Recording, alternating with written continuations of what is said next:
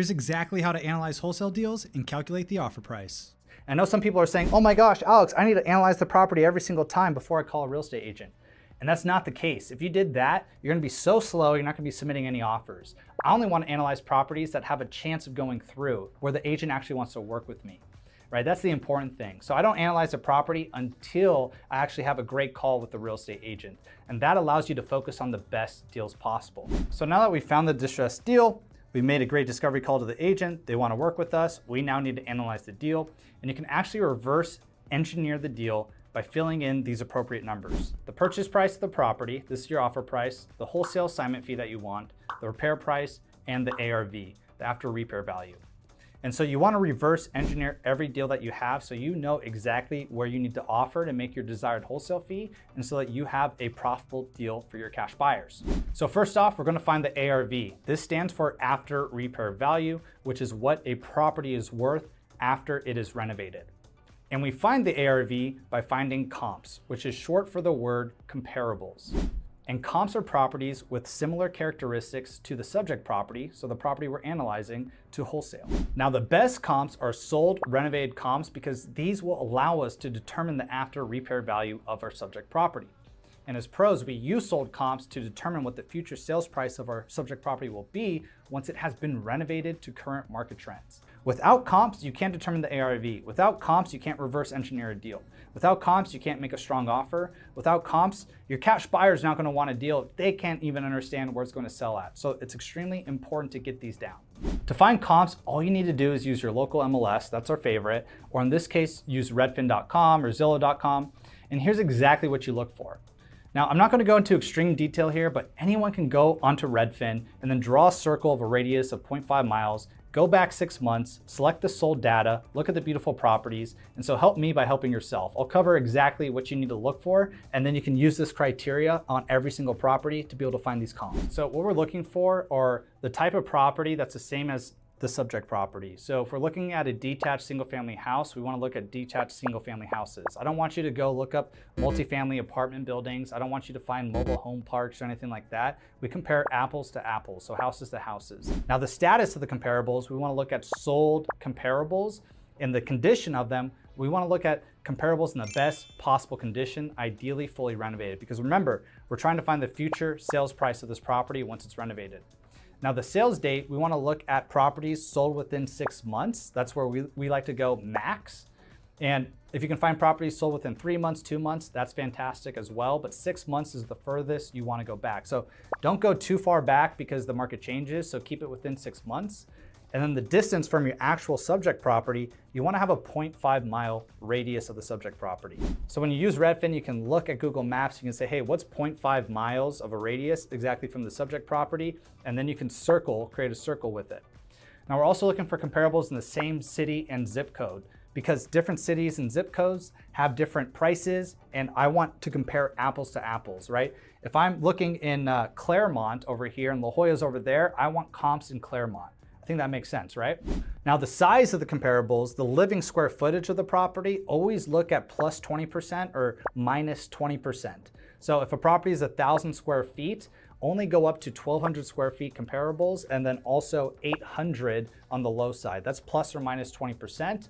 And then try and find comps with the same bedroom and bathroom count. So the property I'm looking at is a 3-bed, 2-bath. I want comparables that are also a 3-bed, 2-bath. I don't want to go look at a 5-bed, 4-bath now, right? I want to compare apples to apples, and that's how we get the ARV. So for this example, let's say we found these comps, we found 3 comps, and we see one that sold at $595,000, one that sold at $600,000, and one that sold at $605,000. Well, I know these are apples to apples. I know that my property is probably going to sell in that range, and I can just put $600,000 as my ARV. So it's that simple when doing comps. It takes a long time to master. It's simple. I wouldn't say it's easy. I didn't come out of the womb being the best at comping properties. It took practice, but that's essentially the idea of what we're doing here. We're underwriting the property, we're finding the ARV. So once we found the ARV, in this case, let's say it's 600, we need to calculate the repair costs, right? We're reverse engineering the deal from the top down. So repair costs are the amount of repairs needed to renovate the subject property to current market trends in order to actually achieve that ARV that we just found. Now, to be clear, as wholesalers, we don't pay for repair costs, right? This is something our cash buyers do. They're in the business of fixing up properties that we wholesale to them, and then they resell them for a profit. They will hire general contractors to manage and complete the renovation needed for the property.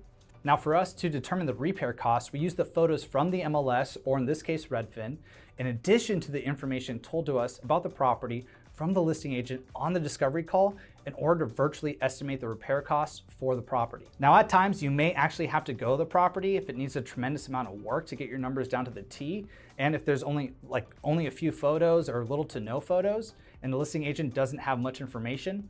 But a lot of times we're trying to do this from our computer without ever having to go to the property. And it's very important to be able to quickly analyze these properties. I'm talking about 5, 10, 15, 30 minutes tops. In the beginning, it's going to take you a little bit longer, but as you start to get good at this, you're going to start to understand shortcuts and how to analyze properties pretty darn quickly. Now, for the purpose of this video, I'm not going to go line item by line item on each repair item. That's something as a professional wholesaler, if you want to become great at this, you start to understand all those costs.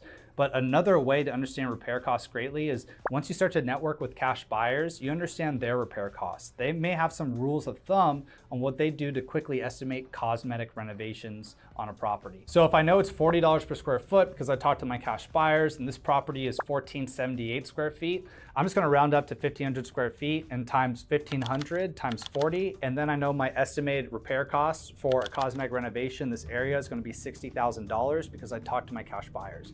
So that's how we can quickly analyze these properties. If I know that, hey, it doesn't need a new roof, there isn't a cracked slab, and it's just cosmetic, I know that $60,000 will more than cover it because I've talked to my cash buyers. So now that we have the ARV, we have the repair costs, now you can reverse engineer the deal. And what we use with our students is we use our deal calculator to know exactly where we need to offer at, and we talk to our cash buyers so we understand their minimum profit criteria. So I plugged in the numbers to our deal calculator with the ARV of $600,000 in this example, with $60,000 of repair costs, and I also include property taxes, insurance, utility costs. And what we like to shoot for on our deals is at least a $10,000 wholesale fee and assignment fee. So I know that from understanding my cash buyers numbers, from analyzing the property and reverse engineering it, that we can offer $445 and get a $10,000 wholesale fee on this particular deal. And that's pretty awesome. So what's important to understand is that most newbies are not using an in-depth calculator like this. Instead, what they're doing is something called the 70% rule. So let me show you how, when everyone on YouTube is using the 70% rule to be able to offer on properties for their cash buyers, how we can beat you out every single time. So if I was going to use the 70% rule, what that is take the ARV, multiply it by 70%, and that's supposed to remove costs like HOAs, closing costs, things along those lines. You multiply the ARV by 70%, then you minus the repairs needed, then you subtract your wholesale fee, and what that gives you is the maximum allowable offer that your fix and flipper is willing to pay, the maximum, all right? So I know with my deal calculator, this is important to understand, I can offer at least $445 on this property and make it work. We'll do some math here for the 70% rule, and this is where most people offer. So if I do 600,000 times 70%, I subtract my repairs, 60,000, and then I subtract my wholesale fee. All right, in this case, a newbie is only going to be able to submit an offer at 350,000. So I know through talking to my cash buyers, through being a professional, I can actually submit an offer at 445,000. That's $95,000 higher than a newbie can offer on this property because they're using paper napkin math. This is why it's important to use a deal calculator. This is why it's important to know your cash buyer's numbers. And I can very quickly just plug in my numbers, know exactly where I need to offer at for this particular property. So you can see speed is the name of the game here. And now I can quickly analyze these properties. So if you're using the 70% rule, if you're wholesaling on-market properties or off-market properties and you're getting beat out every single time, it's probably because you're using a very elementary rule like that. So that's not something we do as pros, but it's a quick rule to be able to estimate where you can offer. So today, What you can do, instead of using the 70% rule, use 80% instead of 70%, and that will probably give you a more aggressive offer that cash buyers are willing to pay. All right, and so for demonstration's sake, let me just up that number instead of 70% to 80%, just to make it easier on us, to give us a more aggressive offer that will work today. And we go here, minus 60,000, and then minus 10,000 for a wholesale fee. So great. Use a quick rule like the 80% rule now, you up it up. Now you can offer at $410,000, which is going to be a much more aggressive offer than, believe, the other one we had around $350,000.